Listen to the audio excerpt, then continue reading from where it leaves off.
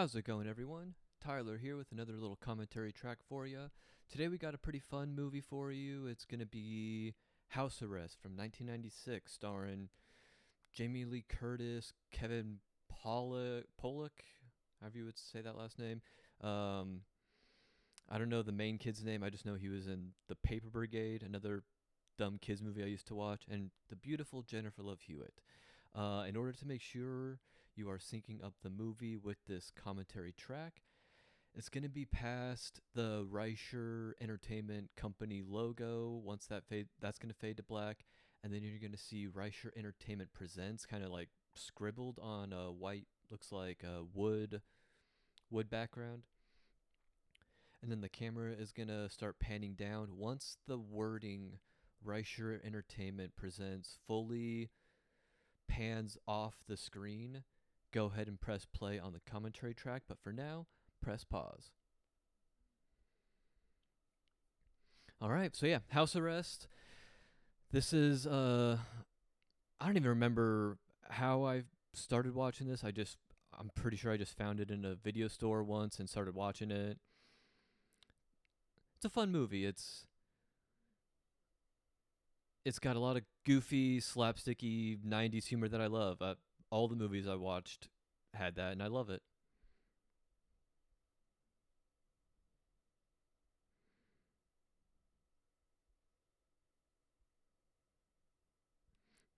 So yeah, getting to know your main character. He's got some bullies.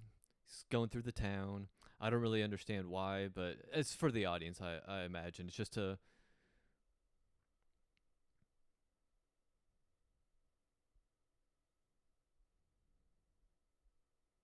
see under. He looks like he's underneath a parachute. He just uh he just air dived onto this island.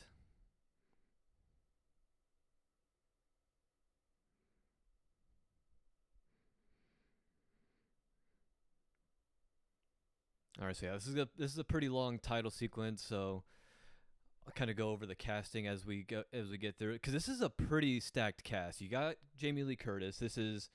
I mean, she had already been huge from Halloween and all the John Carpenter like horror movies, and I think this was a few years after True Lies, and she was great in True Lies. And then the dad is Kevin Pollock, however you say it. This was, I think, a year or two after Usual Suspects, and he was like a huge role in that.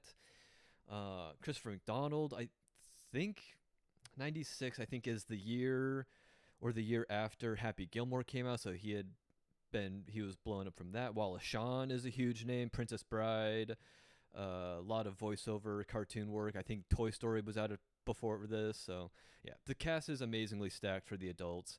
Kids, it's really just Jennifer Love Hewitt. I think was pretty popular at the time because she was like a young Party of Five. That's what she got known for.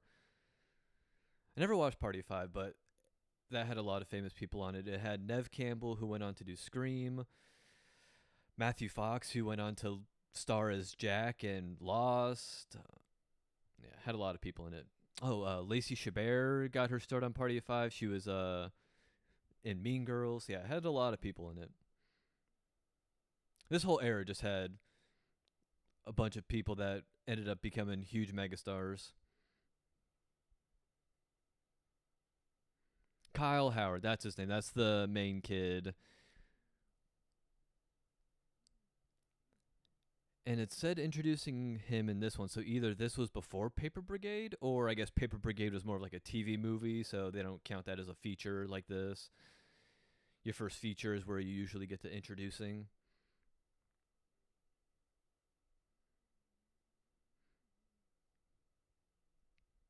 And this kid, he has the most interesting name. His name is Mookie Arizona. Mooky, and then the state. The only other thing I've seen him in is he's one of the ensemble kids in Camp Nowhere. That's a really fun movie. I'll probably do pretty soon for summer.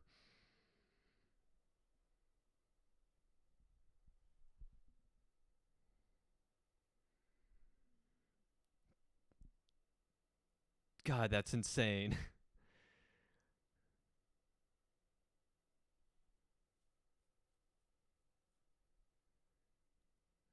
Very calm. The kids just blew up a rocket in the house, and she is so calm.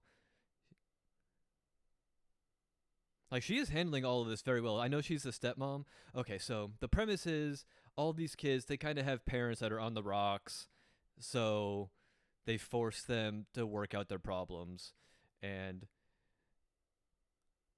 I I guess with this family the main problem is the dad. He kind of has this regimen or this routine of like being married to someone for a certain amount of years, and then it doesn't really work out, and then they split. I think is the case. As far as Grover knows, his parents are peachy keen. He just made him a nice little anniversary tape. They're gonna have a nice dinner planned, but a bomb's about to get dropped on this little boy.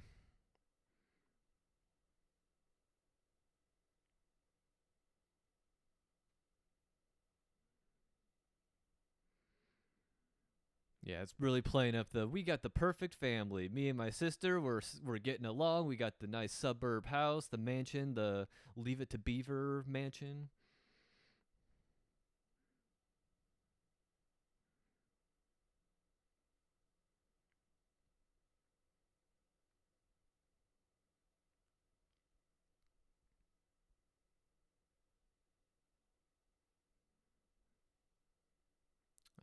That's my kind of breakfast right there. It's so simple.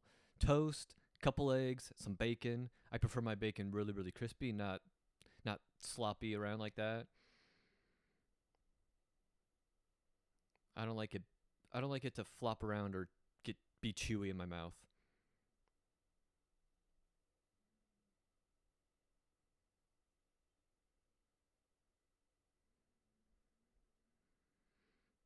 There's the big reveal for the parents.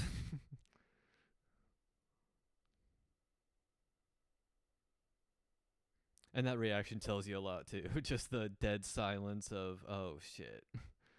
Our kids care more about our anniversary than we do.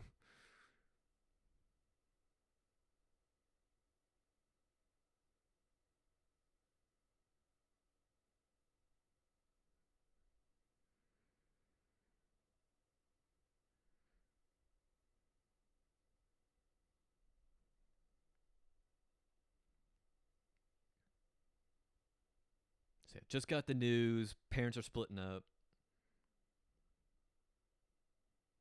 Oh, okay. She's a teenager, guys. I know it's a kid filming, but the movie filmmakers decided to zoom in on her boobs.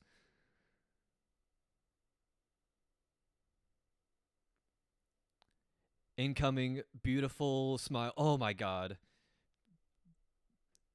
And the little musical chimes to go along with it. God, she is gorgeous.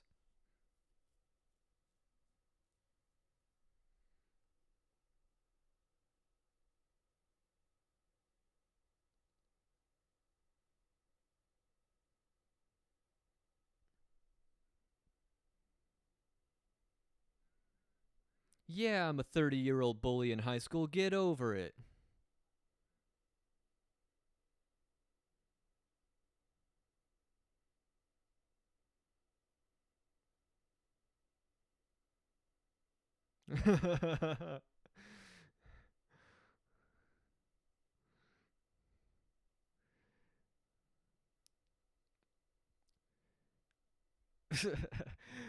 so, so he has a bully, but also everyone hates him. Everyone in school is his name calling him and making fun of him. I didn't notice Jennifer Love Hewitt is back there in the shot.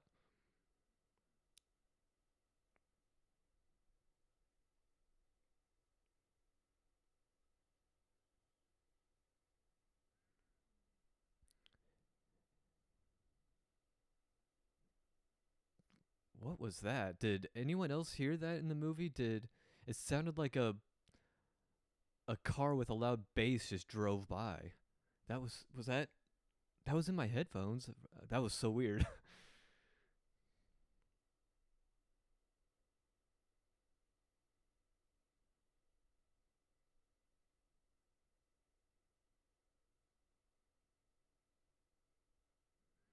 He's been through this. He knows the telltale signs.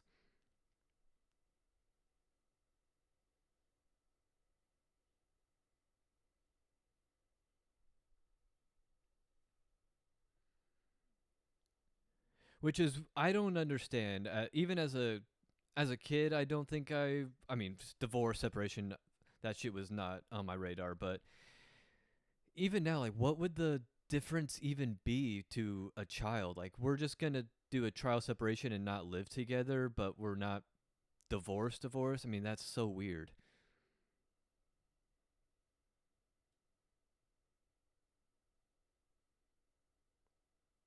Is it not fully legal on paper? You're just living separately, but you're not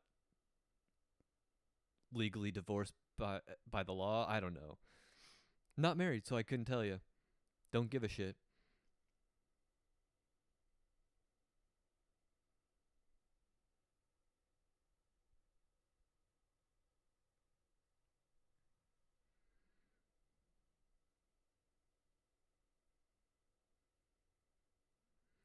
I know he's a kid, but he looks like he lives in a goddamn knickknack store. What is up with all the shelves of old ass toys? What is up with all these toys? Does he own an antique shop?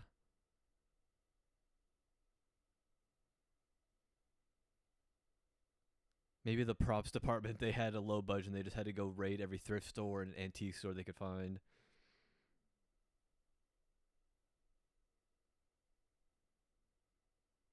So he came up with this idea fast.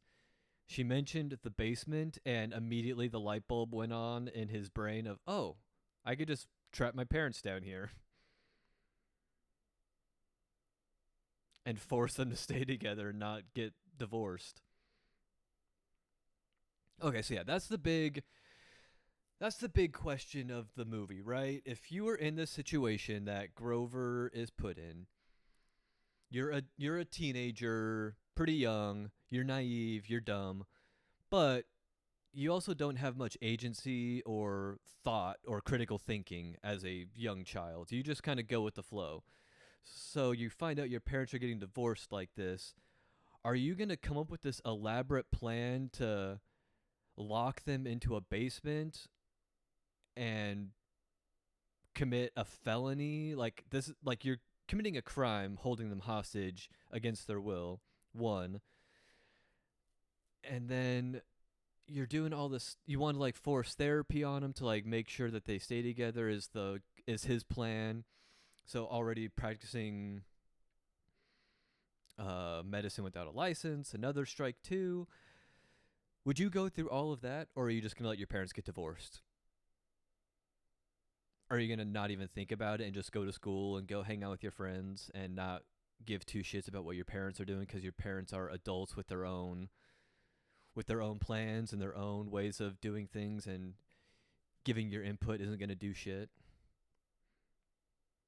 'Cause that's how most people would think. In my mind, I would assume most kids are just gonna, whatever. This sucks. I wish you guys would stay together, but whatever. It's your lives. You're the adults.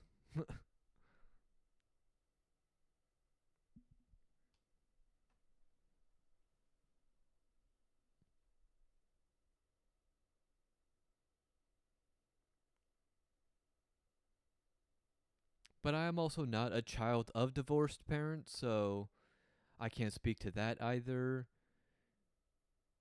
I know my parents have had like thoughts about it in the past or something. I'm sure that every marriage couple has had moments where they're on the rocks, but the part of a marriage is you get over it and you work it out together and you stay together.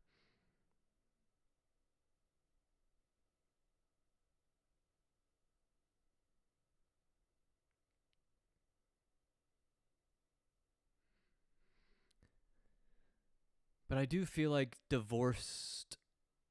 getting divorced was a big, not a necessarily a trend, but more couples were doing it, I think, in the 90s. So it's like a weird fear that kids might have, I guess, growing up. because it wasn't a lot of stuff. I do remember growing up, divorced parents and uh, the Santa Claus with Tim Allen. The parents are divorced, and the kid has to do the two Christmases kind of thing. I remember that being a big thing.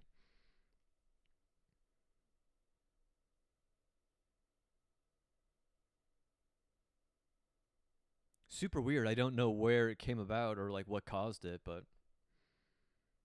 it was a trend.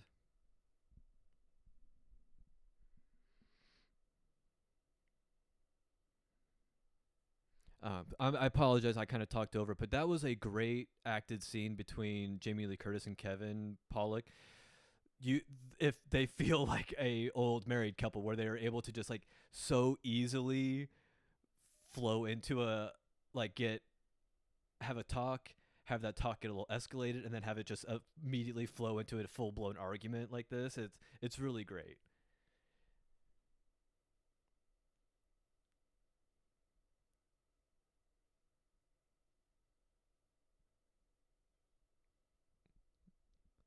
So yeah, it's all played for laughs, but imagine the A24 version of this, and the lighting is way more moody, and the it has like a really dark techno synthy soundtrack. Like this would be a crazy premise.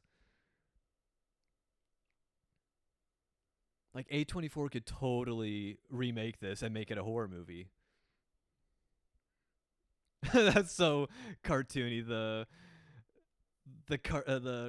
outlines of all the tools.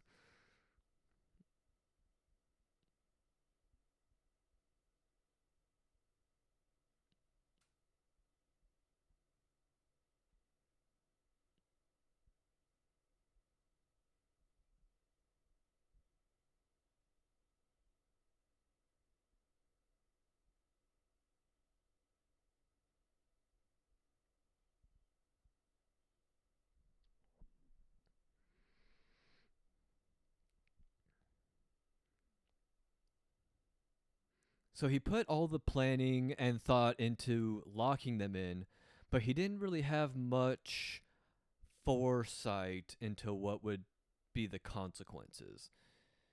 Because what is he expecting the outcome to be? He gets his parents to work this out, and then they come up and don't beat the shit out of him.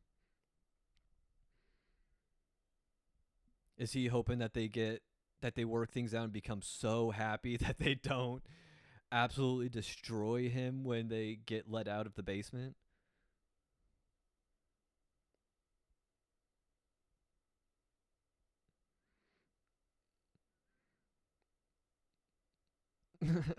But it's fun. It's a fun movie, so you just get taken on the ride, and you got to enjoy it.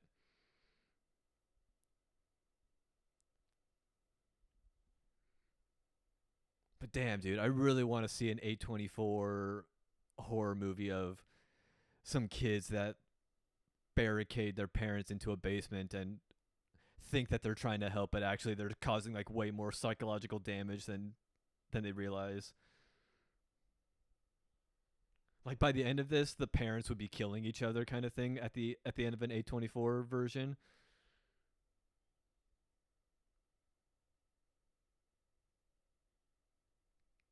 Yeah, I could. Oh man, I could picture the climax of that movie already. It's the parents have gone so crazy that they're starting to like kill each other in the basement, and the kids have to start freaking out, have to let them up, but then the parents just kill them as well. Oh, here they're doing it again. This is another perfect example of is perfect. They're even they're trying to pretend like everything's worked out, but it just naturally flows into an argument. It's perfect. They are so good.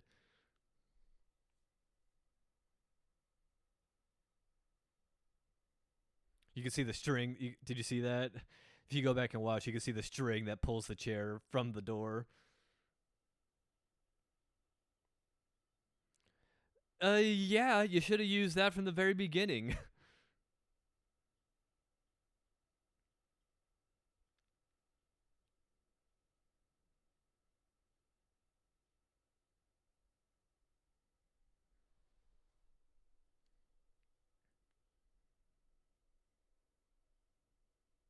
It's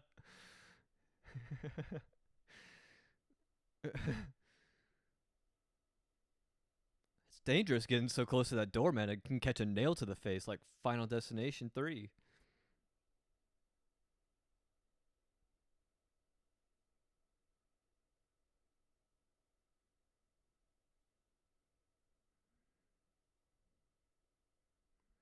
God, what would you be what would you be thinking in the parent situation? Like, are you do you try to entertain their do you try to entertain the children and like work on your marriage, or do you just work on escaping? Because the kids don't understand marriage counseling takes months sometimes. Do they expect to lock their parents down there for months? Again, it's a kids movie. You can't overthink stuff like that. You got to just go with the flow.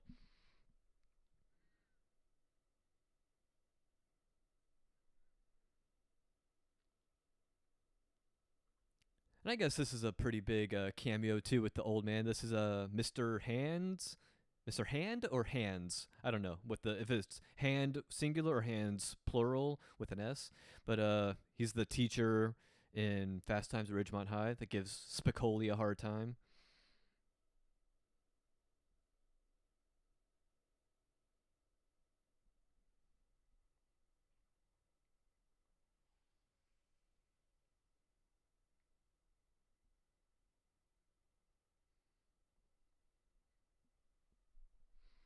And I will say, if you've been following some of my other commentary tracks, I do most of the time say the kids are not terrible.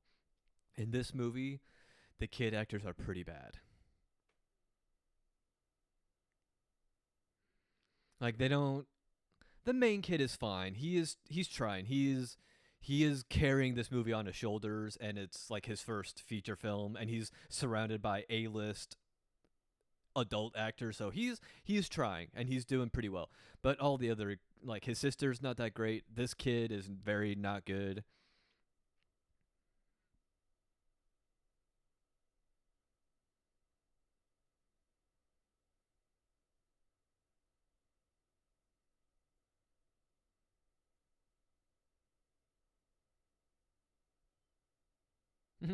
I love that.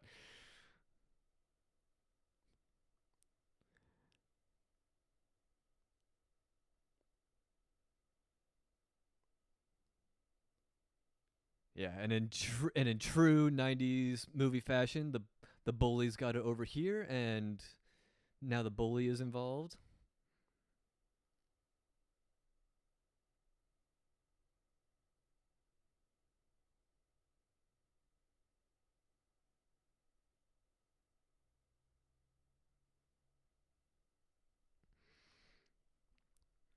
They made they made very little progress in half a day.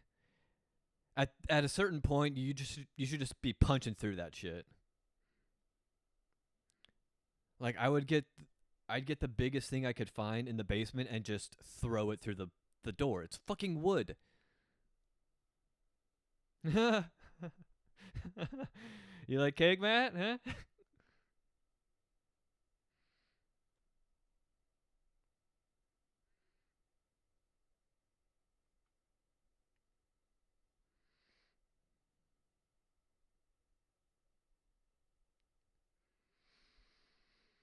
Oh yeah, and there's this whole plot line. The old neighbor, he was an old police chief, and so he's the nosy neighbor.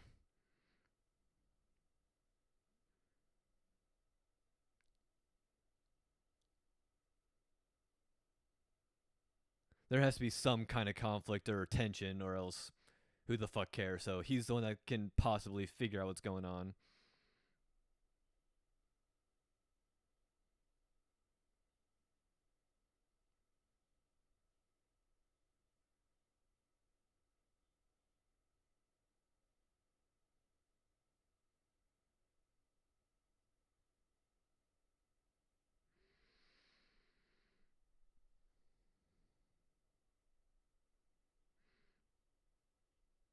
He did not say that. His mouth did not move at all.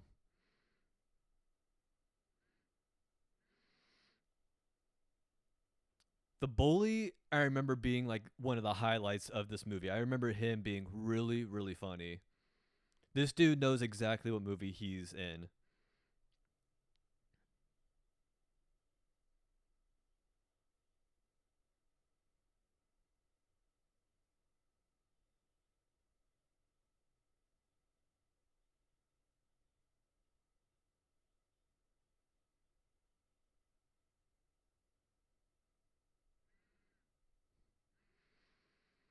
They really needed this character. They needed a hard ass, a psycho to restore order. Let's just say that this tomato here is you.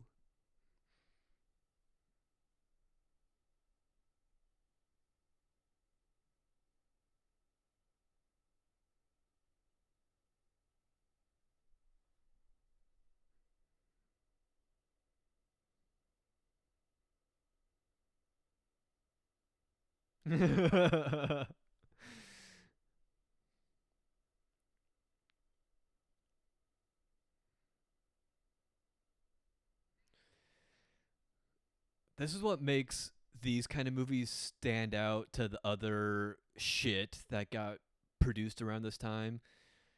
When you get great actors like this, they can make the shit really, really good.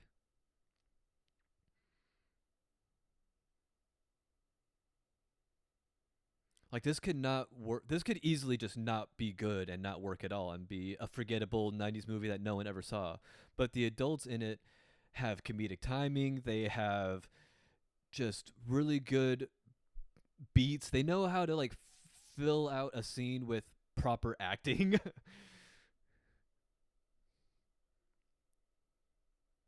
Whereas the kid that was just talking kind of doesn't. He just kind of reads the lines and goes through the motions and doesn't really have a character.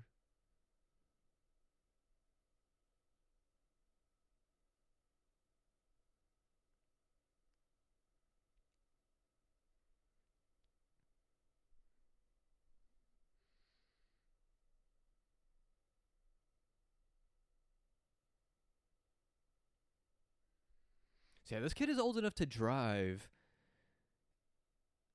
Is he the same age as Grover? Is he a few years older? Is he held back a couple times? Oh, that's disgusting. The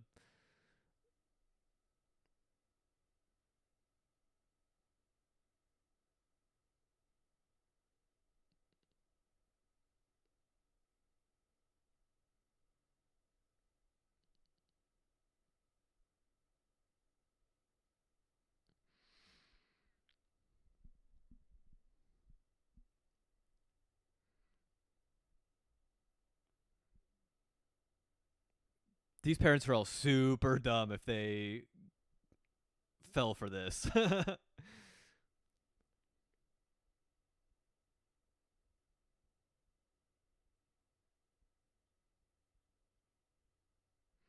Yeah, you guys let yourselves get abducted. What the fuck?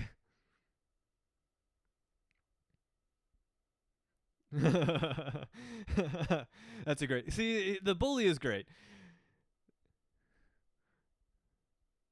Saying that they can't go down. They're like, yeah, they can. I paid for the door.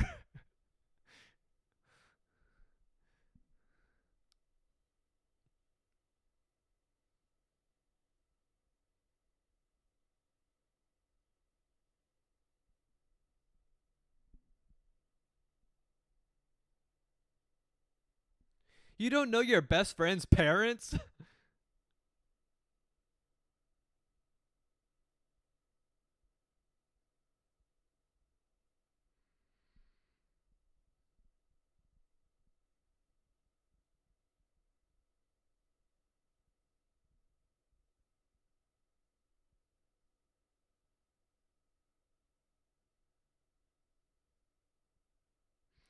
See, the kid in the middle, man, he is not good. That line delivery was all over the place.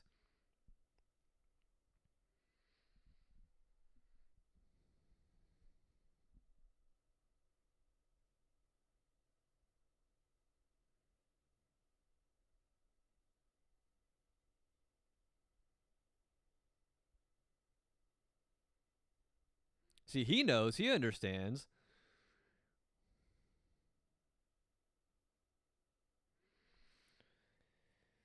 God, it's supposed to be chaotic because Grover is getting in over his head, but Jesus, that was so much so quickly. This whole scene is crazy chaos.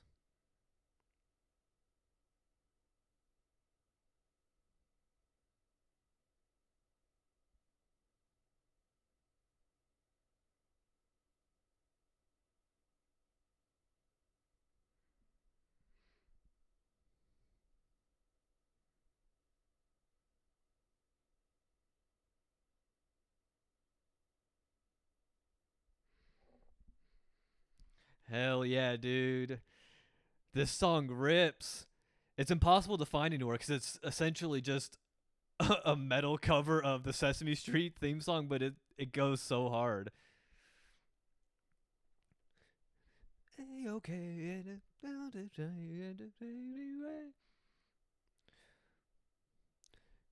But yeah, I've tried looking it up so many times and I can't find this version anywhere. It's like a punk ska metal version of Sesame Street. It kicks ass.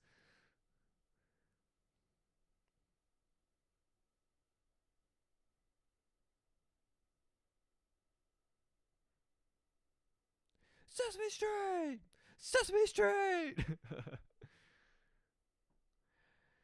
Irresponsible Grover. You have a bunch of kids destroying your house and you don't give a shit. Bad, bad look, dude.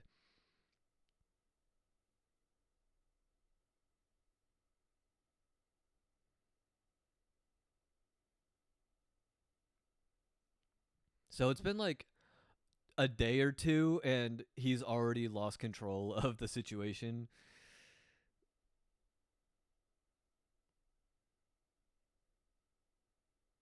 Ugh. It's like the end. No, not the end. It's like the food. I don't know if it's a food fight, but the disgusting food gorging scene in Heavyweights. There's just shit everywhere. Oh, look at the kitty.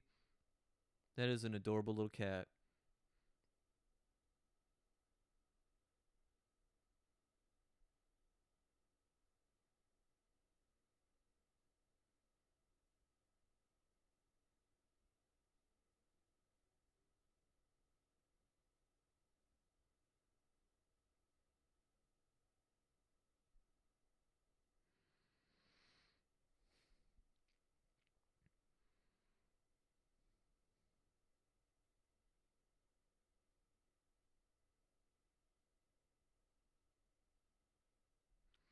Technically, Grover wasn't the one that kidnapped and put you in there. Your son did. I think the only ones that could really press charges on Grover are his parents. But I guess he is not letting them out, so it is his fault as well. I don't know. Crimes are strange, man. That's why I don't commit them.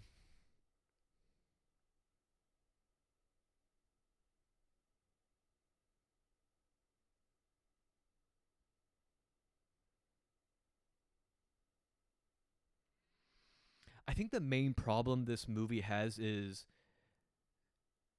it does have too many characters. There's too many kids and too many parents. And because of that, no one really gets a great amount of focus. A lot of stuff just kind of gets brushed over.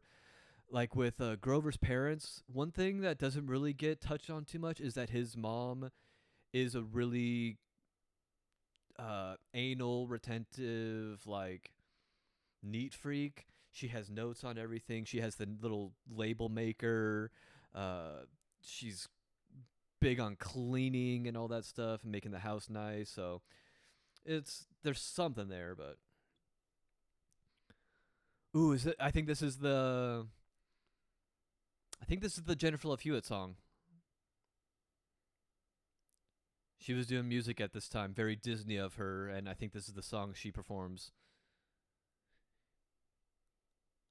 Yeah, this song is so good. I still listen to it to this day, man. It rocks. Such a good upbeat, like just fun morning song.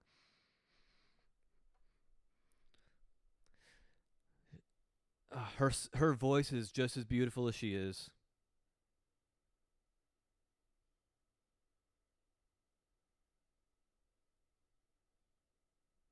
Oh, because I think she had already done Sister Act 2, the sequel. There's a bunch of kids in a Catholic school choir, and I think she's one of them in that movie. So she was already known for doing a little bit of singing. That's a great little little sequel too. The music in that movie is awesome.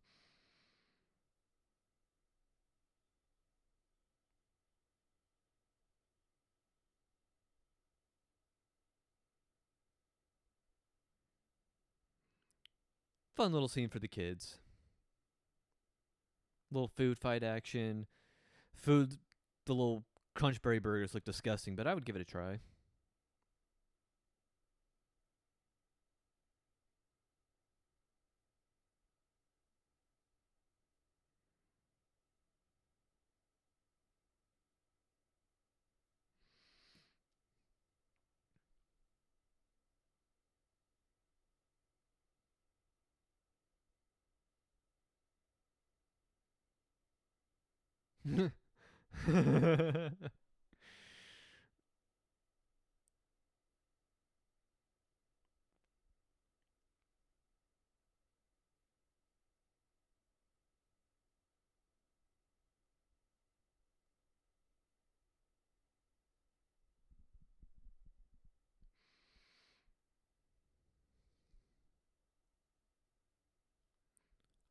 Oh yeah, but as I was saying, like with the parents, yeah, they don't really get a whole lot of room to like see their problems and see them grow out of them.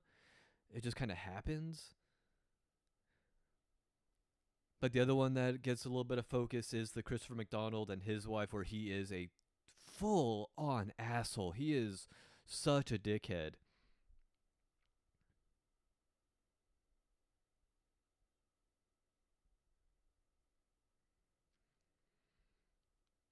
While LaShawn and his wife are fine, they don't really have any problems. It's just that the kids understand that the dad just goes through wives like cars. He after a couple years, he gets a new model.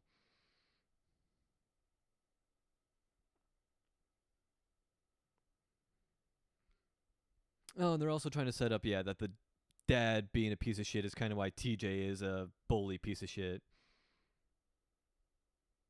Trauma creates trauma, guys. Be the change you want to see.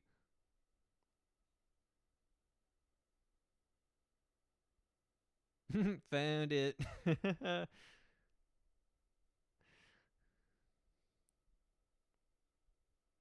Dude, it's just a mall.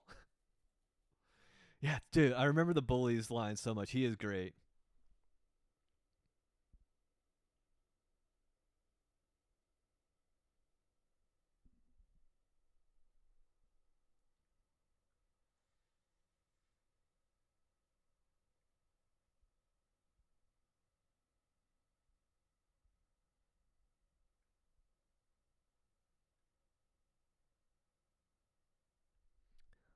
Easy. Don't answer the door.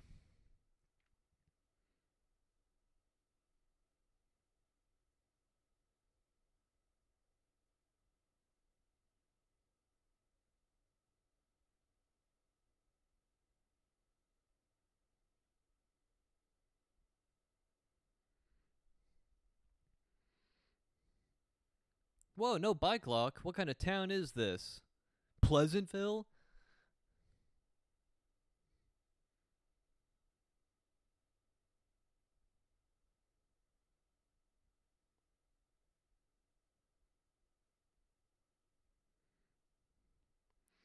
Oh, she's beautiful and she knows how to read.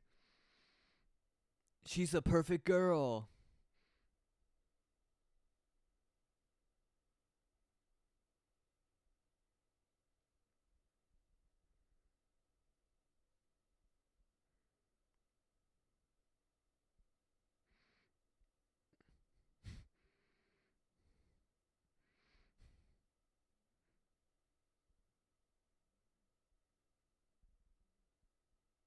He got pretty far into the book.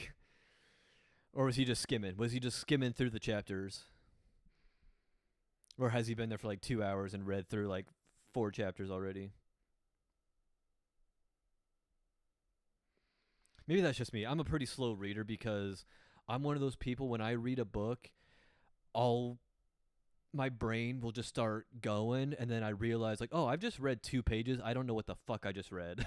And I have to go back and reread everything.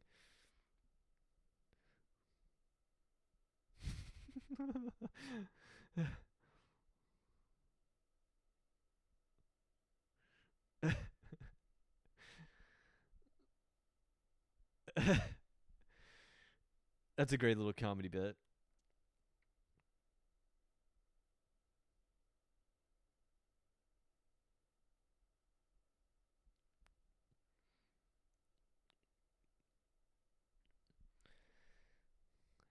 That I've never watched that TV show. I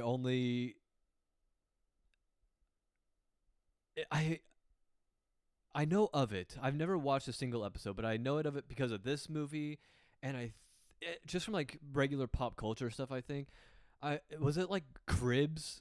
It was like Cribs, but for rich white people, right?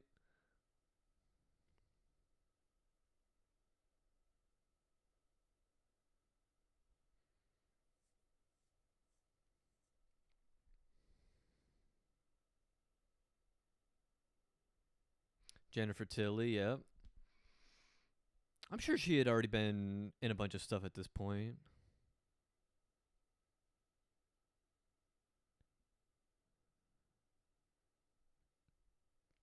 Amazing voice. Jennifer Tilly, I could.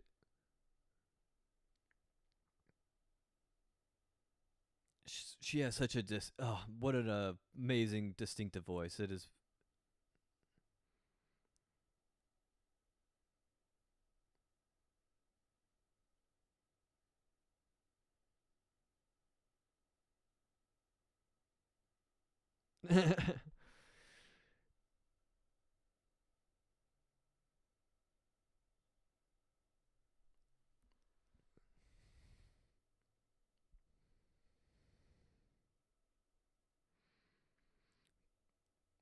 I can't take my eyes off Jennifer Love Hewitt, man. She is beautiful.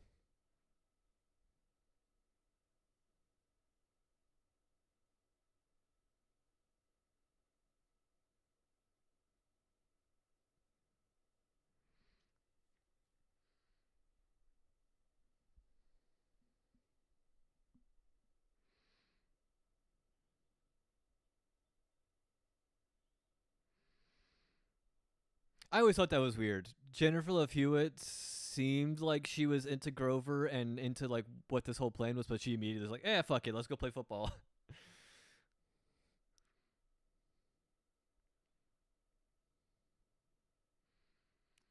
The young kids, I understand a little bit. I understand that they would just to them it's like, "Oh, no parents, let's play and have fun and eat junk food and party," but at the same time, you got to imagine some of this has got to sink in at a certain point, right? Like your parents are locked in your basement, guys. What are you doing? Why are y'all goofing around like you're criminals?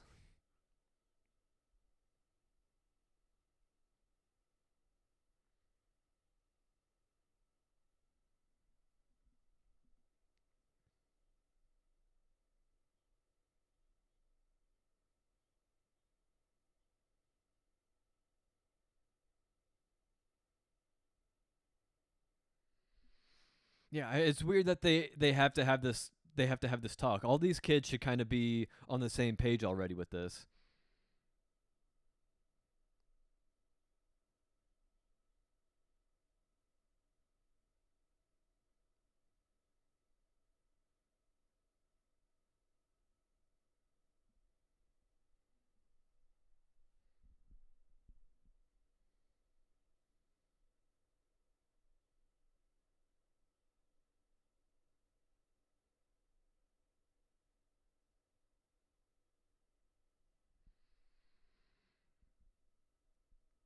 Yeah, so Grover's getting some balls. He's standing up to the bully a little bit. He's getting a little bit of a character growth. He's feeling the fear and going for it, if you will.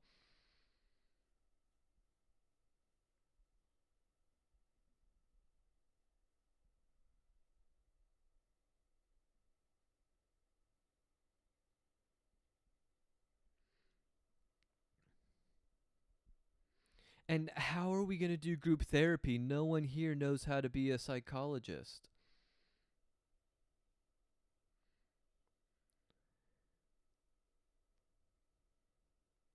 Oh, that's heartbreaking.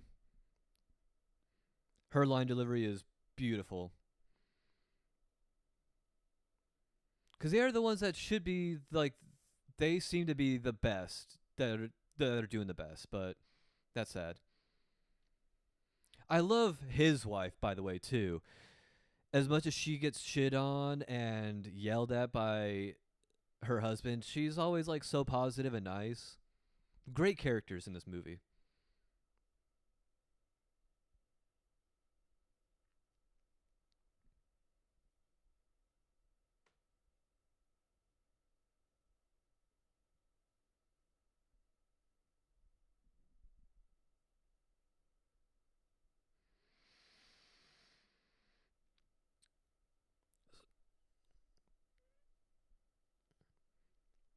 Okay, so yeah, back to my original question earlier. If you're the parents in the situation, are you kind of doing what they're doing? Are you just thinking of ways to get out, or are you maybe thinking, should we just try to like talk and figure out like what's going on and why our kids felt the need to put us in here? Like actually have some introspection for a little bit.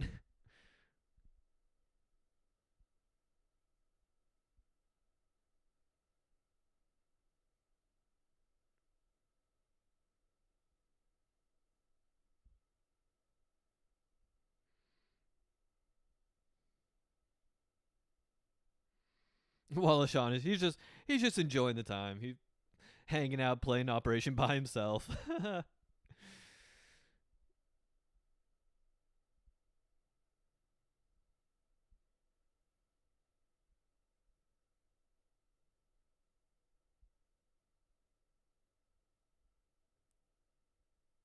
What the fuck? How did they build this? It's like in Sandlot when the kid had that like full ramp and catapult cart built out of his toys. How the fuck are these kids building this shit? I could barely put together Connects and Legos, and these kids are building like electronic contraptions that would put the Saw guy to shame.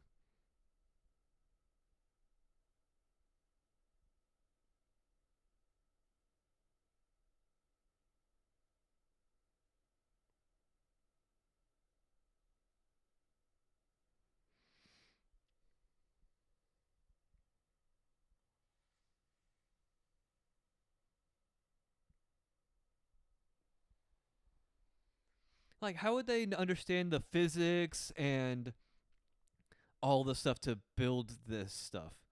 Look at this setup that they have.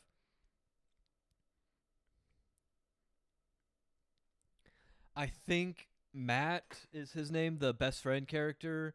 He's supposed to be the techie kind of kid because he was one that like helped edit the tape, and I think that's all his setup that he had in his room already.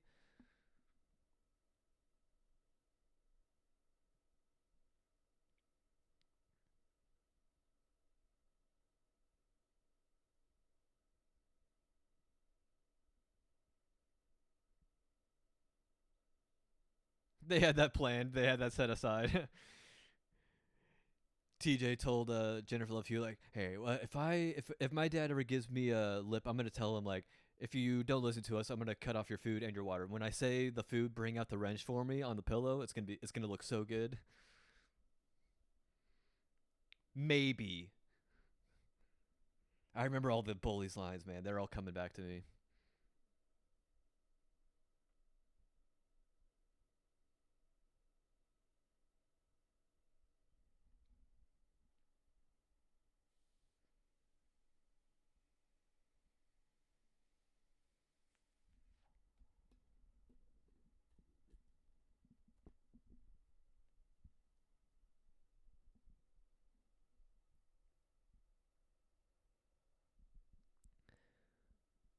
Ballsy move for the kid to call the bluff like that. What if his dad was actually dying?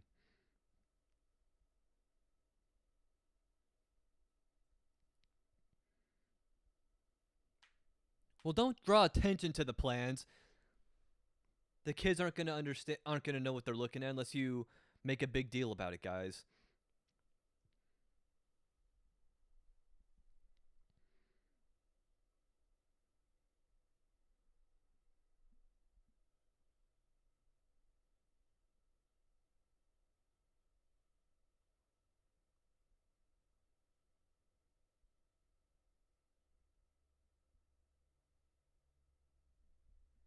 Is this an AA meeting? Going over our names and occupations? What does that have to do with anything? Like it's couples therapy, but they're making it like a. But he keeps calling it group therapy, and they're doing like big group introductions like this. I don't know. Maybe do some one-on-ones with the kids and their parents individually, and be like, "Hey, these are the problems I'm feeling with." Okay, you again.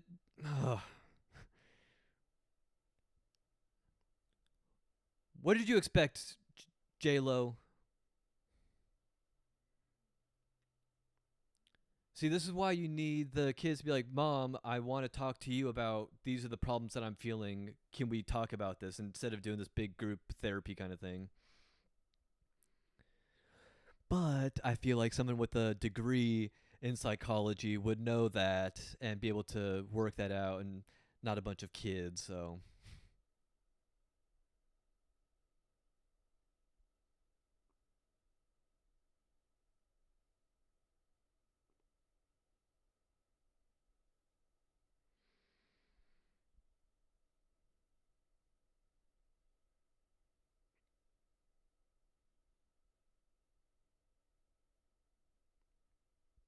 what a weird joke.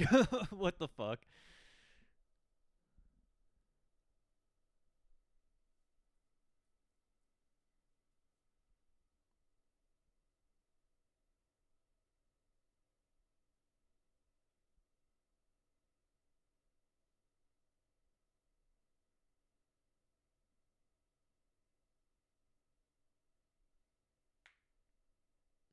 Yeah, they're definitely being sketchy, kids.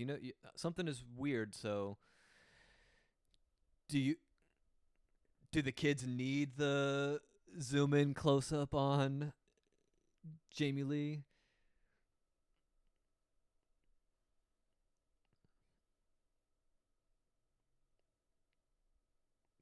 Jeez, God, he is too much. Oh, you skipped over the mom.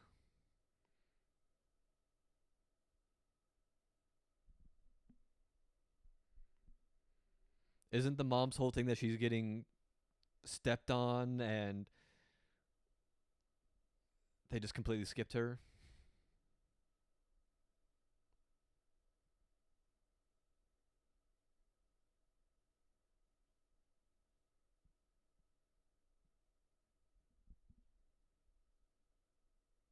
Yeah, the movie is able to hit some good emotional beats like that. But that's like all you get. That's like the one emotional beat I think you get with that couple.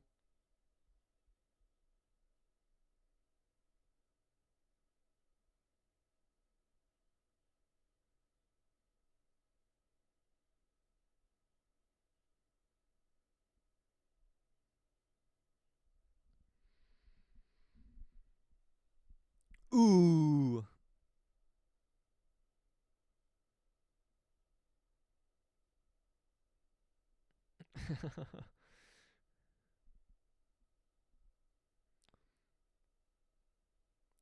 That's the best that they can come up with. Let's just spray him with water. That'll solve it.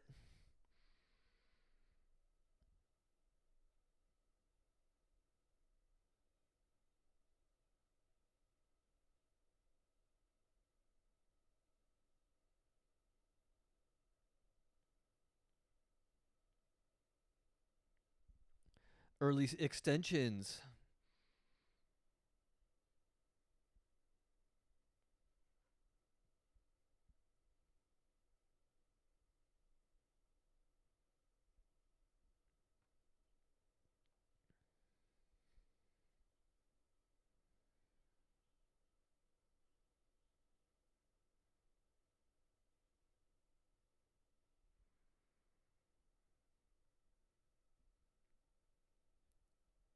I know this isn't really, it's not really Grover's fault, but he has to understand this is what's going to happen. You put a bunch of adults in a tense situation like this against their will, shit's going to start going wrong.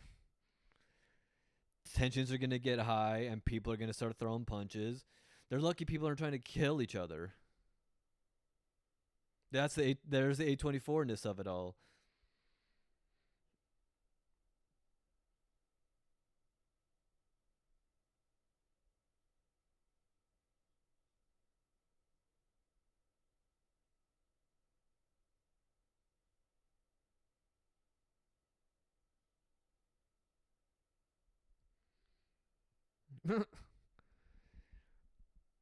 That was the scream that got her the auditions for I Know What You Did Last Summer. Casting directors saw this and was like, she could be the next Scream Queen.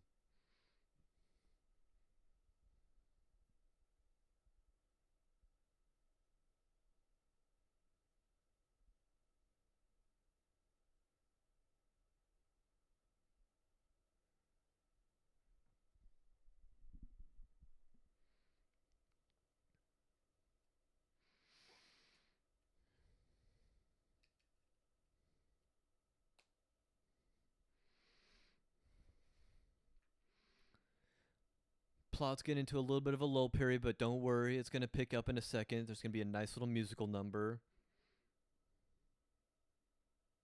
That's the part that's the straw that's breaking the camel's back for her is the dog.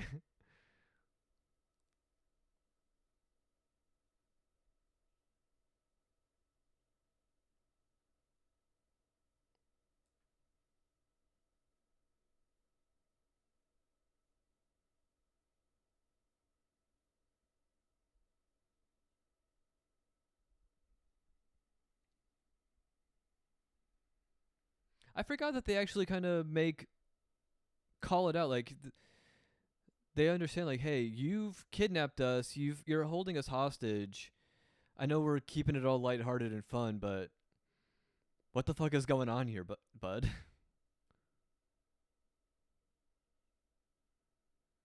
See, that's the shit you should be talking about in the group therapy.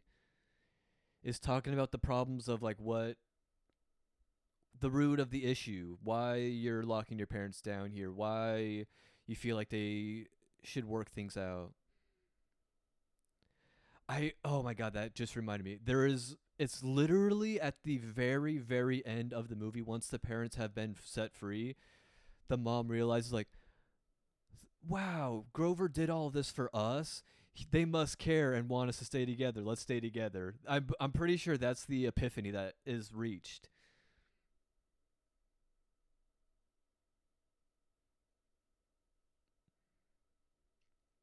But I think that's the problem with the too many characters. It's fun because you get to have a lot of different characters and they all have different little personalities and they're all like little cartoon caricature type people. And they all get to play off each other, have a lot of to bounce around with, but because of that there's everything just gets rushed.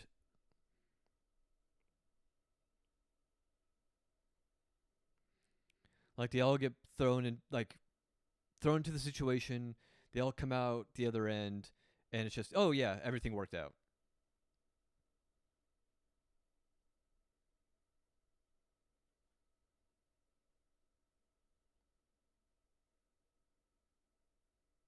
Yeah, not great deliveries. So most of the kids are not great.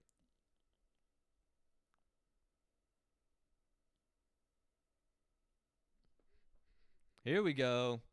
Let's pick it up now.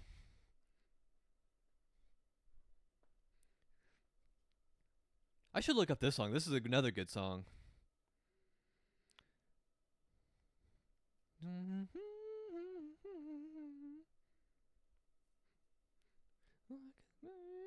Honey. Ooh, yeah. So groovy, baby.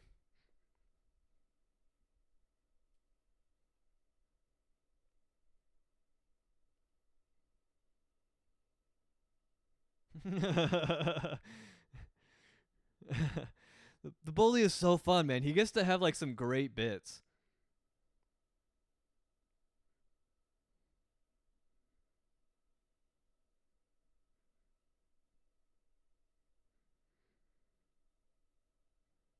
I don't know why they're jumping around.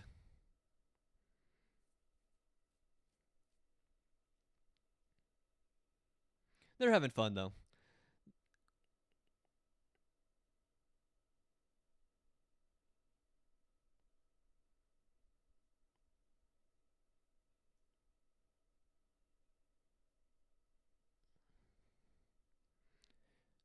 I've never had a dancing montage while I set the table and make dinner, but maybe I should start.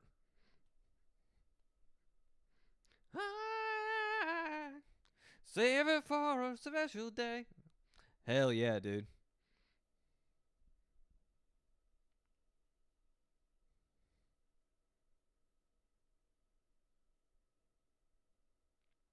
I'm impressed the kids knew how to do this.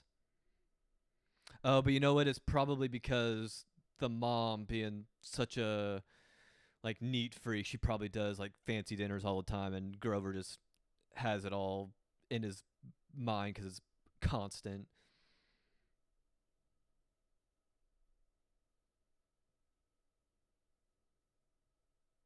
What the hell do you think it means? You don't hang out with these guys, so that's why it's surprising to them.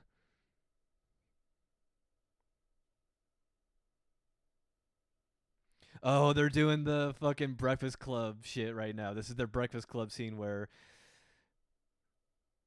the loner bully the and the nerdy kid get to air their grievances with the hot popular girl.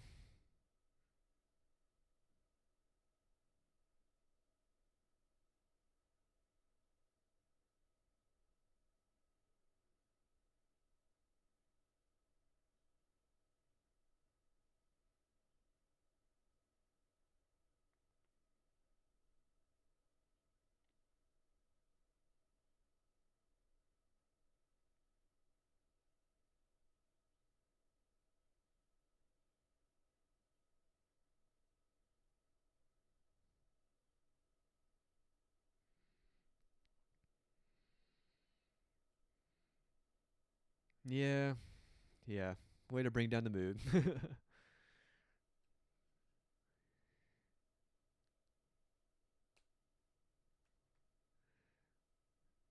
Do you guys think we're still gonna talk after this?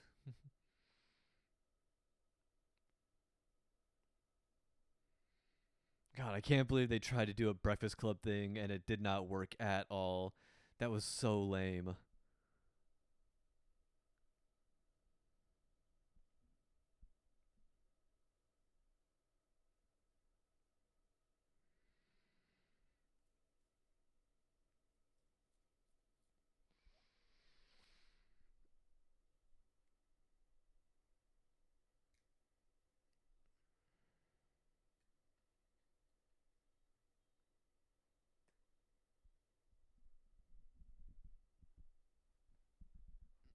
I can't remember if I've seen this joke before this movie or in other movies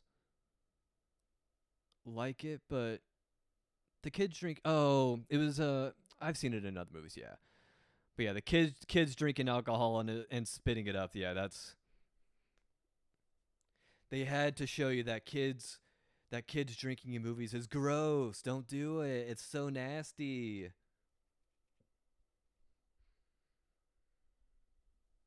Cuz yeah, we'll show the kids drinking in a movie, but they can't actually drink it. It's got to be gross and they got to spit it up. Ew.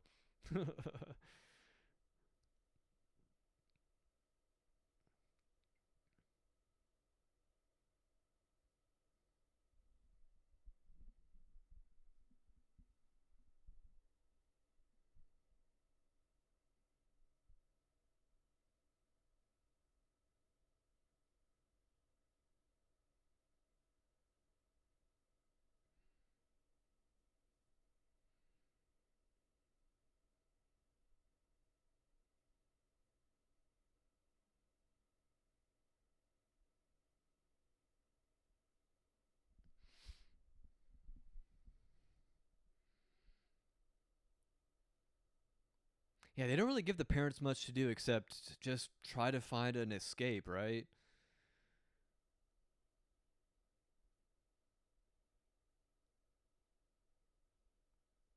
because it does kind of break down into two separate movies. As much as the kids want to try to help and do group therapy with the parents, it is more of like a this is what the parents have going on and this is what the kids have going on most of the time.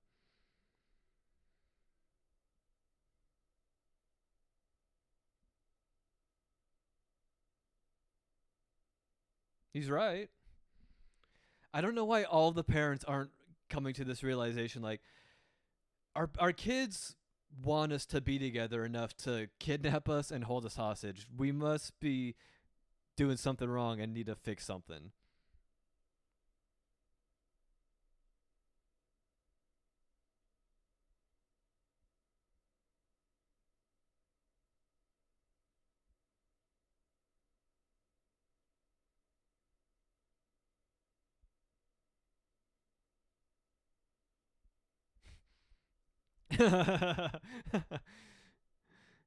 Wow. That's like his one good line delivery in this entire movie.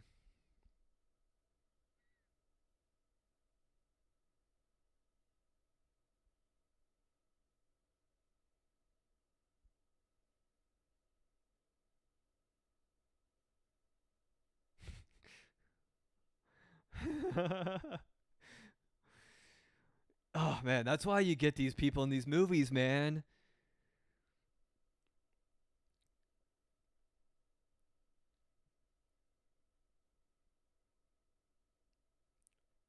What a brilliant little monologue of like the mental breakdown of what he's had to go through the past few days.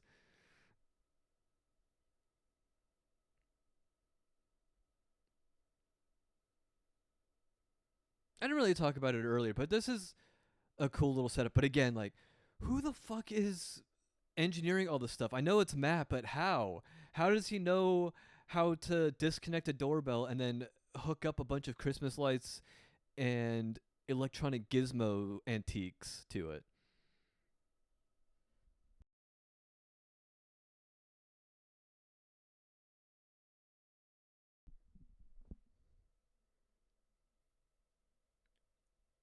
Oh shit, I do recognize that cop.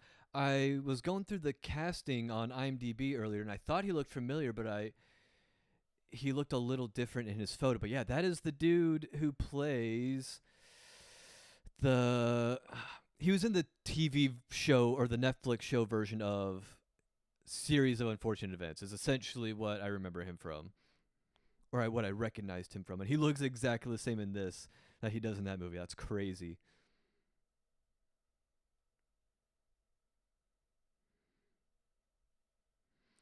Dude on the right, I recognize too. I'm pretty sure that's Frankie Muniz's dad in the Agent Cody Bank movies.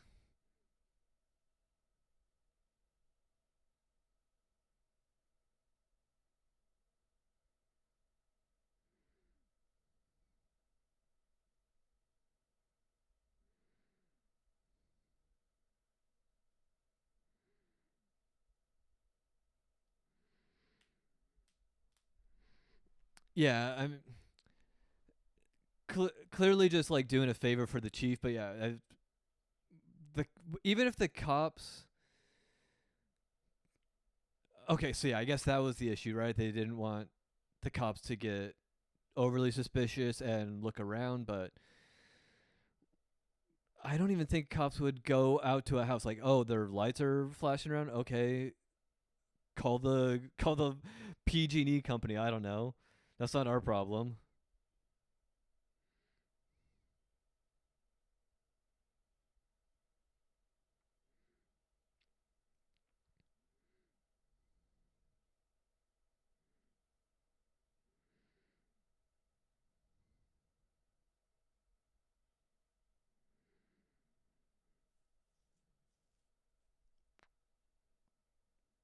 Oh, I love that. She's great. Her and a lot of the other parents don't get a lot of screen time, but when they do get it, they nail it. They make the best of it.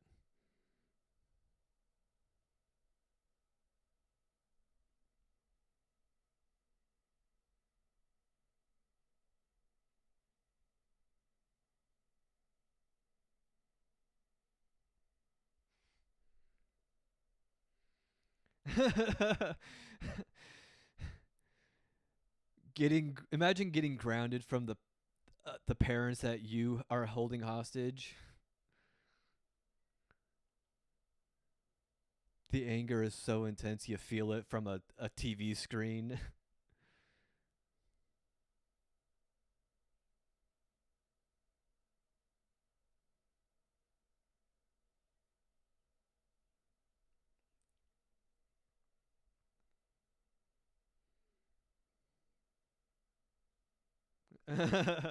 Actually, can I?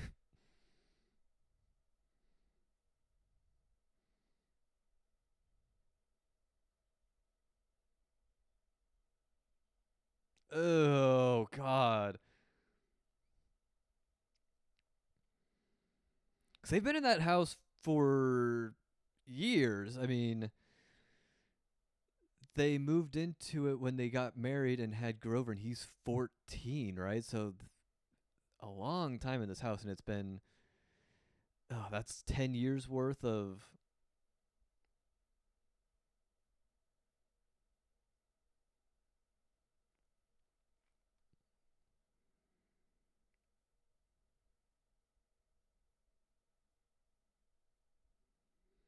I hate the Rocco character because he's pretty useless. The only purpose he serves in the plot is to give these kids like a problem. There has to be a tension of them getting found out, but that's all he is. That could literally be any other thing other than just a nosy dumb neighbor.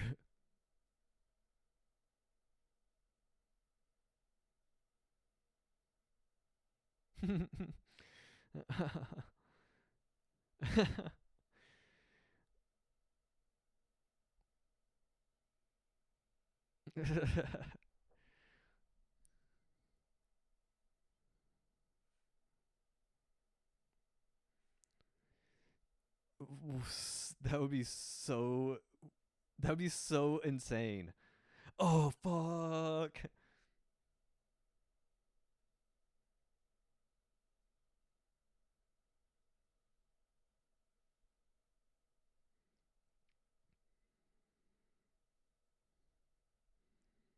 Man, Jennifer Tilly thought of that in a split second.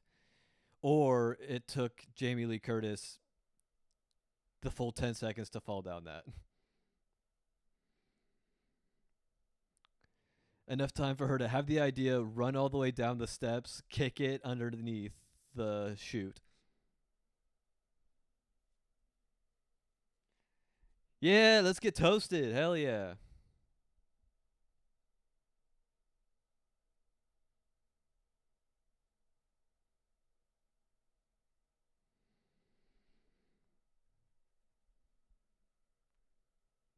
What is it? Is it Stockholm syndrome? Is where you start like getting comfortable in your captivity, or is that where you like fall in love with your captor? I know there was the Nightingale thing where patients would typically fall in love with like the nurses that took care of them, but is Stockholm also involve falling in love, or is that just you learn to accept and have fun in your situation?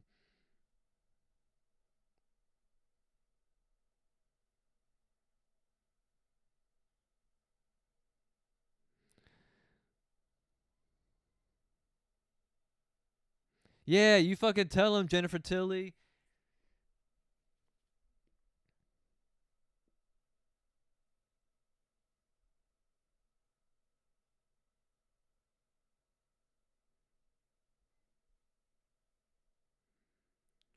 Hell yeah, girls get it done.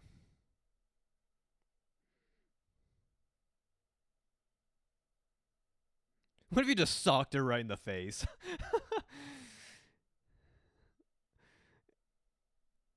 She caked him in the face, and then he just planted one right in the kisser, and everyone's just like, "Oh fuck, Grover, Grover, do something!"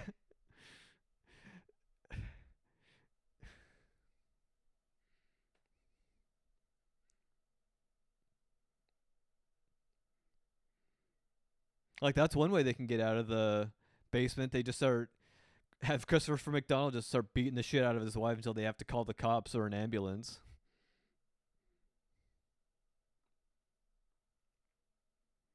Oh, maybe that's the A24 bit is the parents have the realization after day 27 that they're like, if we try to kill each other, the kids are going to have to call us an ambulance so we can get out of here.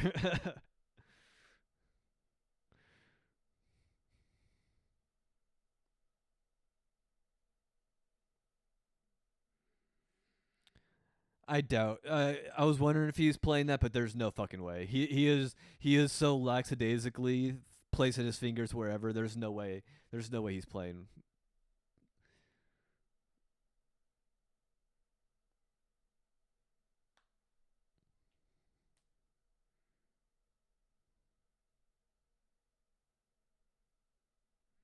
Can we get some louder music? Can we get a sound system up in here? What would be popular right now? 96. Can we get some tub thumping? Can we get some tub thumping popping off in this bitch?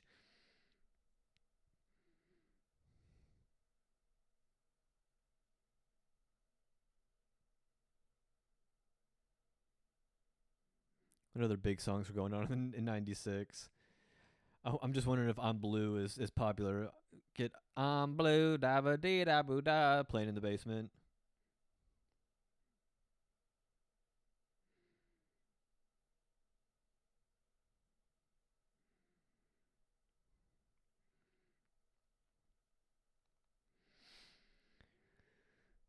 And what's funny is that the kids could watch this, right, and be like, "Oh, it's working. Our parents are dancing, they're having a good time." But that's what fucking marriage is. It's ebbs and flows. Like there's good days and bad days. Some days you're gonna be at each other's throats, but then some other days you're gonna be so in love. You're gonna want to dance and kiss and like just romanticize with each other for a little bit. But then who knows? In a couple months you might hate each other again. That's marriage, baby.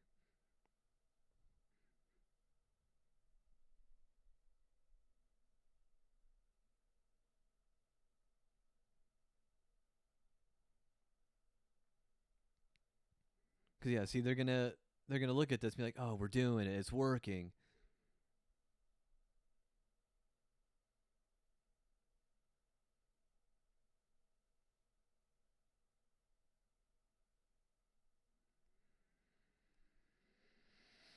But in true screenwriter fashion, everything seems to be going good.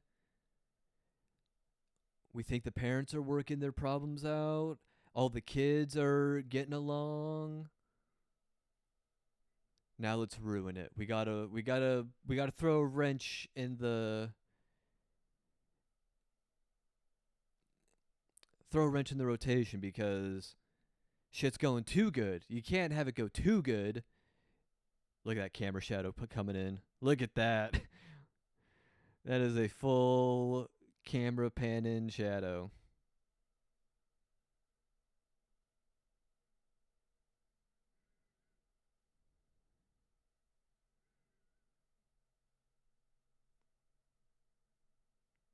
See that's probably not like a good thing. She's like reminiscing about the good times and just uh it's yeah, it could be a good cry or a bad cry. Probably a bad cry of like things aren't like this anymore. Even though we just had a nice night, it doesn't feel like this probably.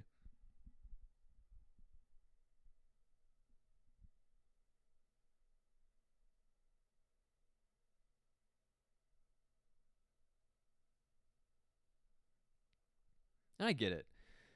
When when you're in a marriage and you feel like nothing is working anymore, the the inclination or the want to not hurt the other person more is there and you might want to call it quits, but you guys are married. You have committed till death do you part, man. You've got to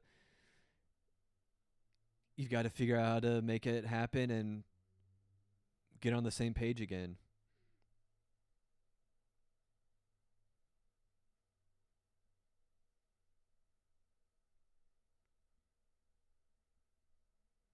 I guess I gotta give kudos to the movie for that. Is as cheesy and as slapstick of a movie as it does have some pretty good messaging of like just have a good understanding of what a marriage should be as a kid. When you're growing up and getting into your adulthood, just understand like there are certain things you need to work on together and not just call it quits.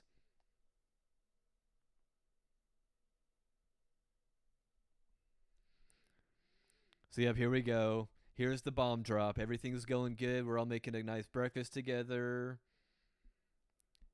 Ben Stein is making his cameo.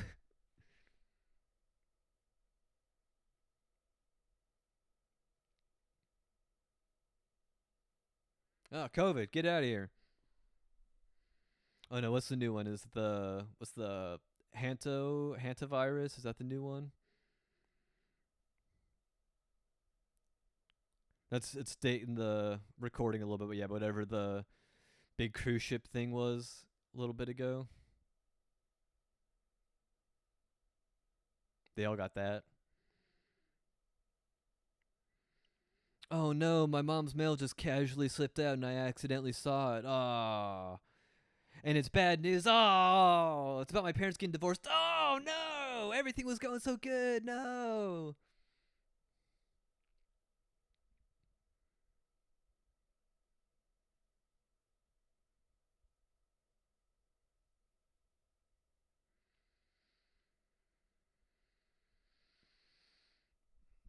Jamie Lee Curtis said she was a loan officer at a bank, right?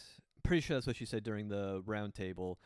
Why does she have all of these craft supplies for clothing and fabric? And why does she have all that stuff? If did I miss that she wanted to be like a fashion designer?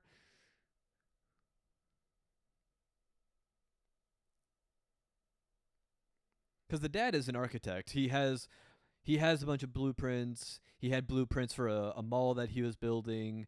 He had plans to like build out the basement into something that never really got finished because he got busy with work. I know the game, but at least he is doing what he wanted to do. I don't know if the mom is doing what she wants to do.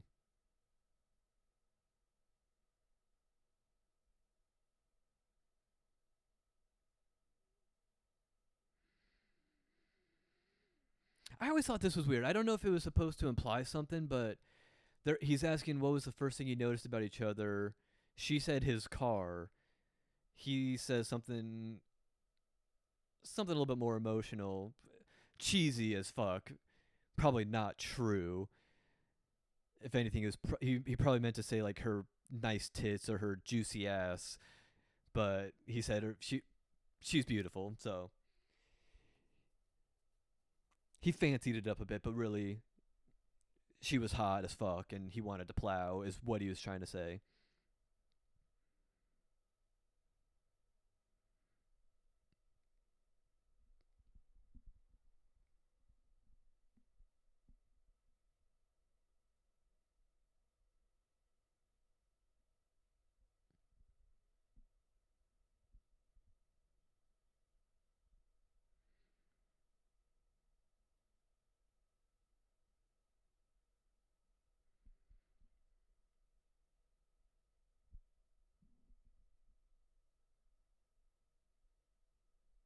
But a separation is technically a divorce. I don't know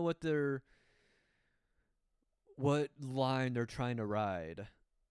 Are they getting are they spending time apart or not? Like I feel like getting a trial separation isn't going to help solve any problems. It's just going to show you that the other person was the issue. I feel so much better, but really I mean it's just you're dodging the issue. You're avoiding the problem. Cuz if they do separate, realize they're happier, divorce, maybe remarried, they're just going to run into the same issues again.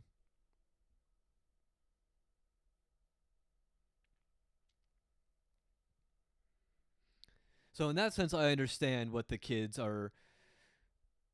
I understand the goal of the children. Just get around all the extra bullshit and just get the parents talking and together, but I don't know. It's all chaotic right now. It's forced conflict because we need it.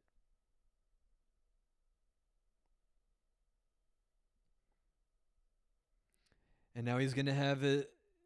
Now he's gonna. I'm pushing stuff. Oh, I'm so mad. I can't push all the expensive electrical stuff, but I'll push over this chair. I'll push over those records. Oh, I'm so mad. My parents are getting divorced, guys. Oh, the separation was okay, but the divorce. Oh, no. I can't do that. I just need to listen to some angry music. Man, Hostess must have had a big sponsorship for this movie. There's been Hostess everywhere.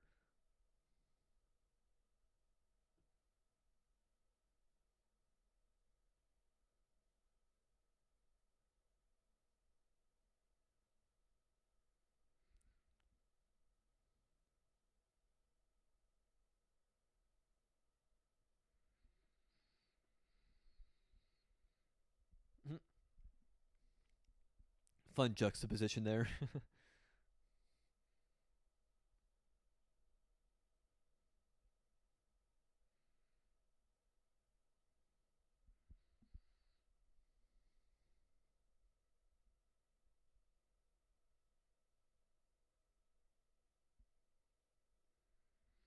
Okay, so I kind of forgot that, yeah, the dad is also kind of blindsided by that. He really did anticipate just to, like, be separated for a little bit. Because I think he was saying, like, this wasn't really his idea. It is the mom kind of. But I think that's just the mom's character, right? Is she's just going through the motions and being, like, overly prepared. She's just doing, like, going the extra mile. She's realizing that there are problems and thinking, like, oh, if there are problems, like, I know separation, is that a thing? Like, and if we do the separation, people usually drop divorce papers. So I guess I'll do that. She's just she's too caught up in her own head and not thinking about the emotional side of it. I think it's her problem. She's just too much into the analytical list making, note taking side of stuff and can't get to her emotional side of why aren't we happy in the marriage, instead of just what's the next step to fix it. Let's just actually talk about it and figure it out.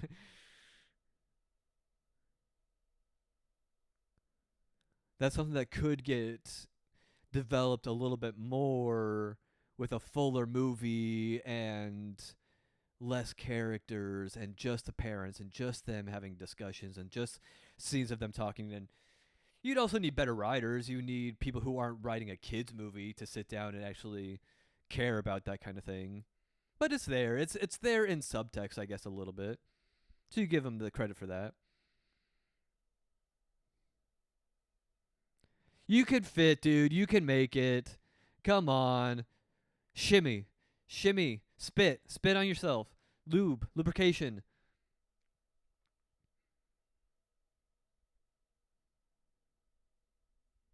They're trying to escape.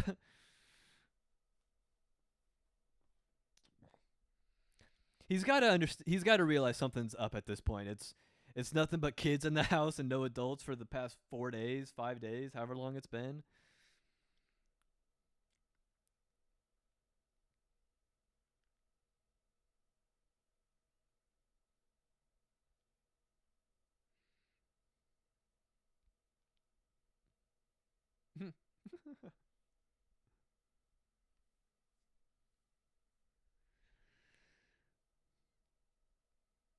Yeah, this is where Wallace Shawn gets to shine and just make sound effects and goofy noises. That's his bread and butter, baby. Maybe throw in an inconceivable. I'm stuck. That looked like it popped him right in the face when he threw the barrel over his head. Oh, I said barrel. It's barrow. I'm one of those dummies that calls it a wheelbarrow, but it's a wheelbarrow.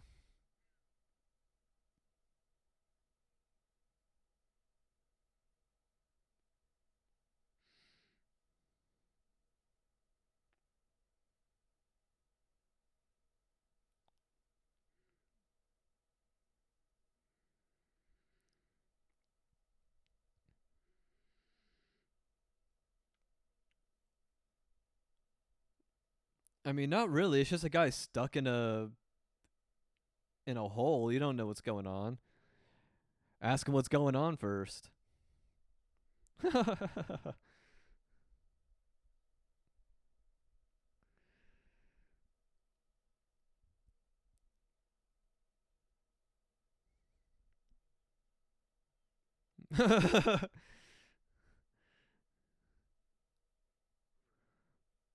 What was that license plate? It said like 1-800 grab DUI. What? That was weird. It was like a 1-800 number for a DUI helpline or something.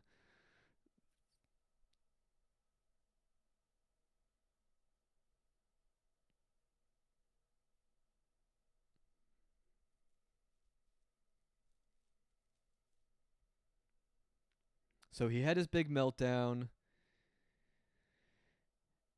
He's over it. And the movie's about to end. Like, I'm pretty sure the movie is ending in like 10 minutes.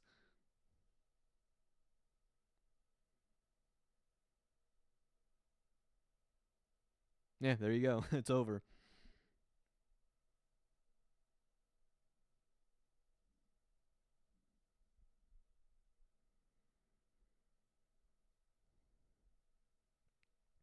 Yeah.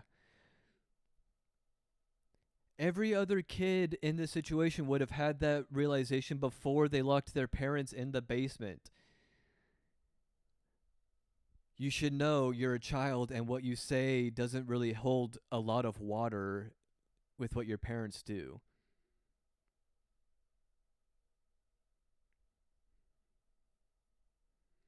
See, that I can get behind. Not locking them in the basement, but trying to talk to your parents is certainly a way to go about it. Like, instead of just ditching them in the basement after the party and locking them in there, just have a real heart to heart. Be like, hey, can we just be real with you guys for a second and just tell you this sucks and we want you guys to work on it maybe?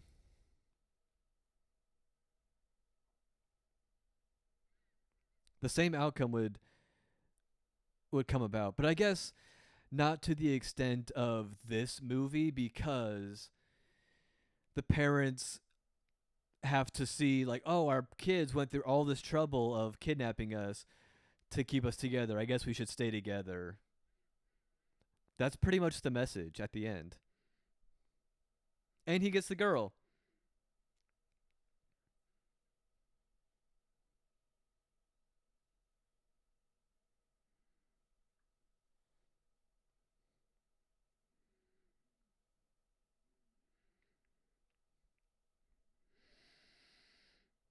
So yeah, it is at the climax. The there it is, 1-800 grab DUI. That's bizarre. It must be like prop license plates or something.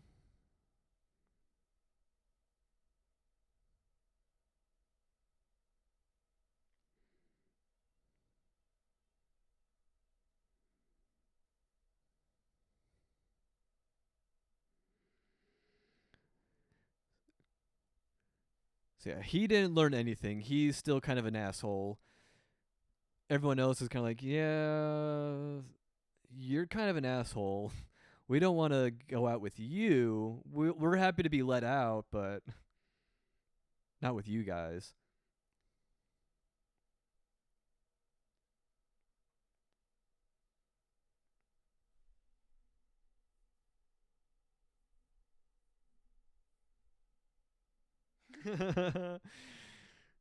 Jennifer Tilly not doing much of this movie, but she's great.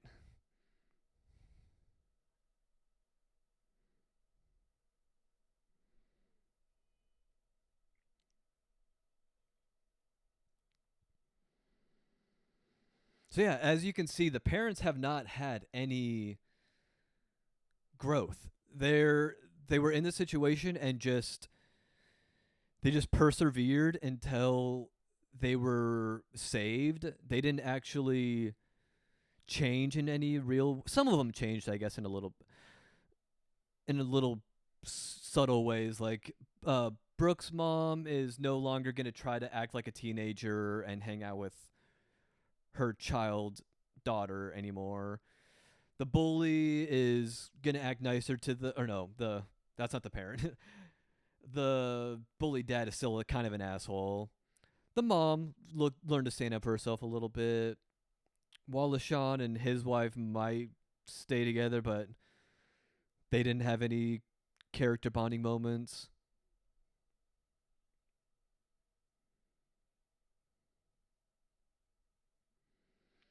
I guess the big thing with Grover's parents is they just needed to clear the air.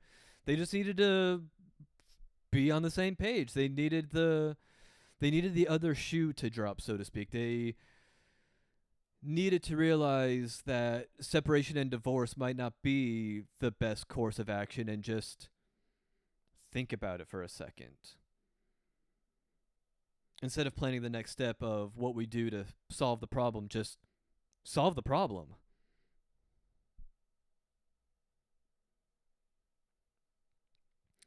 I think that other cop in the front looked familiar too. I think he's another comedian, character actor, and a bunch of stuff.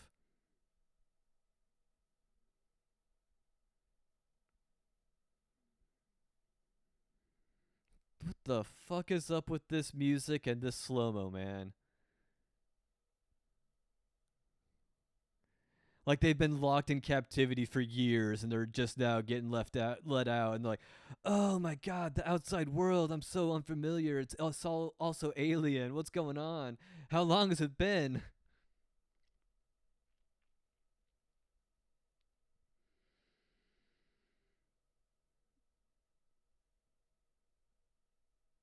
Yeah, poor Gwenna Krupp, nothing's changed much for her. Jennifer Tilly, I'm hot now. Check out my mom bod. But what is going on with this really melancholy music? It's almost like existential. Like, what have I done, man? Like, I created this situation, and look at what I've put these people through. And it's like they're walking out okay. They all look pretty fine and well adjusted to the situation.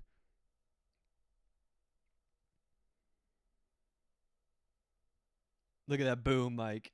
You can see that shadow of the boom mic clear as day. Which is funny because there's absolutely no sound being accompanied by the scenes.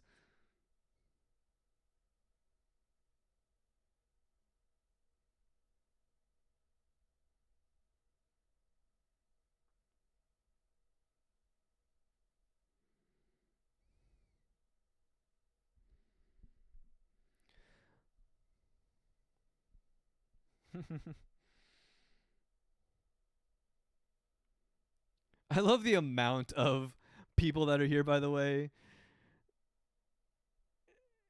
It's just some kids holding some parents hostage, and it's insane. It's pandemonium out here. A dozen cop cars, bunch of SWAT guys, firefighters.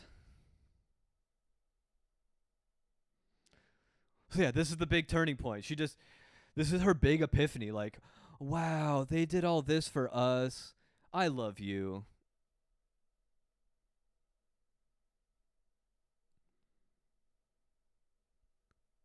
It literally worked. Like them getting held hostage and released by the authorities actually worked. Can you fucking believe it?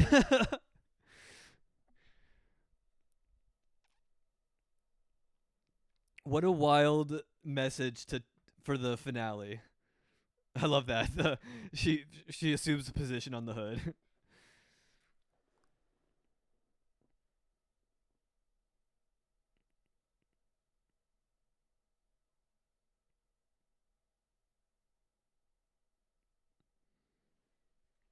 But isn't this also Speed with Keanu Reeves and Sandra Bullock? She always says you don't start a relationship with people under tense situations because it never lasts. This is just the adrenaline rush of the hostage situation coursing through their veins, and it's making them fall in love again. But 2 weeks from now, they're going to be back at each other's throats. Like they literally have not had a change. Nothing has changed.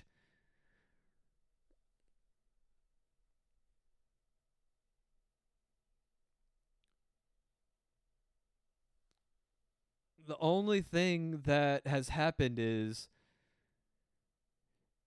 the kids held them hostage, and she realized like, wow, they care that much.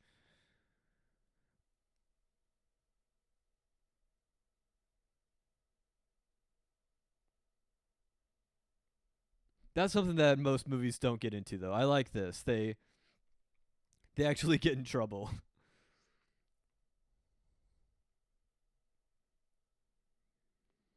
I love that they say that they went to juvenile hall, but that is just a courthouse. Like that's not a juvie center. Juvenile detention center is like a jail. It's like a jailhouse for children.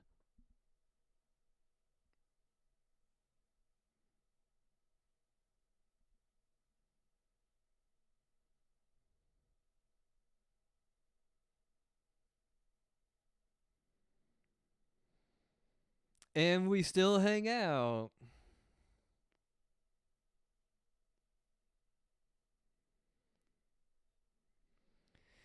Yeah, everything is so nicely wrapped up within the last 10 minutes. They're all friends. Everyone at school worships Grover because he got away with a crime.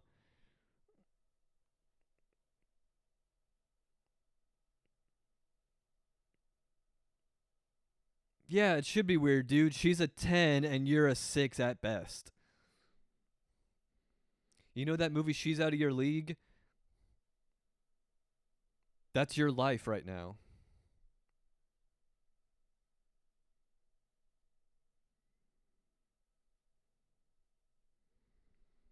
Yeah, you gotta love this. Not only did the kids not get in trouble, their parents are back together, and they're on vacation in Hawaii to celebrate.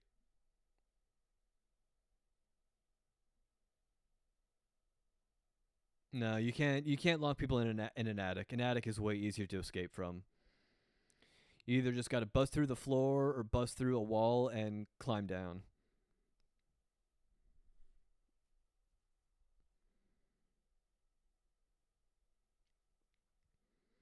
So yeah, they got a happy ending even though they committed multiple felonies. The parents not pressing charges I can understand, but practicing psychotherapy without a license, I think you still got to do time for that.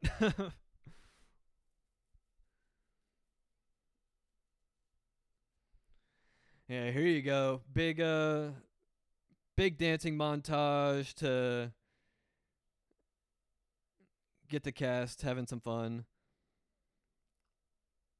Makes you wonder if this is actually Hawaii and they brought the whole cast out to Hawaii for the final shoot days, or if this is just like some beach in California and they just made did with what they had.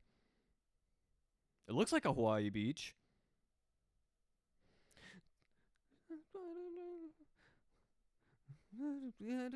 Gotta do for the.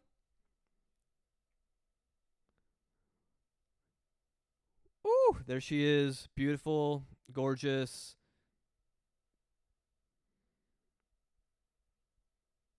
Do what you gotta do for love. No one can dance. It's the worst white people dancing you've ever seen in your life. But yeah, this also implies that everyone, every family and every kid went to Hawaii to celebrate being being held hostage and getting away with it. Like, hey, remember when you guys kidnapped us and held us in the basement for a week and we all came out better people? Let's go to Hawaii and just have a blast. I feel like you guys earned it. You really did a good job. All right, well, credits are going, so I might as well close out this bitch. That was House Arrest. A super fun movie.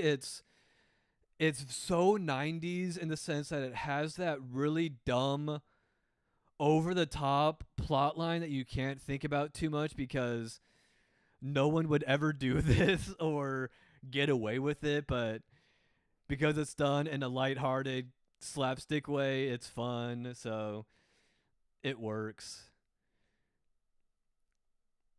Kids are kids are definitely not the highlight. The highlight is for sure all the adults. The adults are so good. The bully is a big highlight. I think his performance is so funny. He's having a ton of fun with it. Uh, all right. Oh, and here we go. Close it out with the Jennifer Love Hewitt song one more time. Maybe I'll listen to this a little bit longer while we give our last thoughts.